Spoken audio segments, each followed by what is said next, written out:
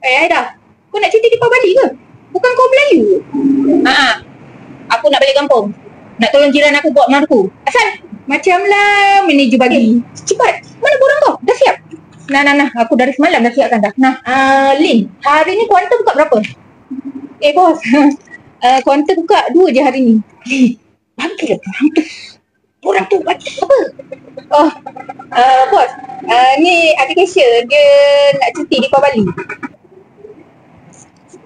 Harap-harap lah dapat. Maaf di Bali memang tak boleh cuti. Sebab pasaraya kita tak ada pekerja India. Memang tak ambil cuti di Bali. Maaf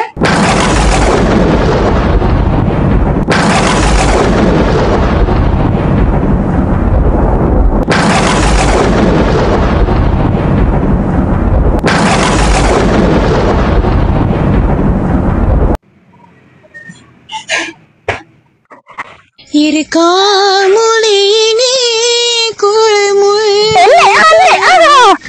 இருமாடு பவளி நடு Jatuh belah batu bertangga. Makanlah aku, telah aku. Aku kumpulan nak raya di Bali. Apa hal batu belah batu bertangga dekat pokok kelapa sawit?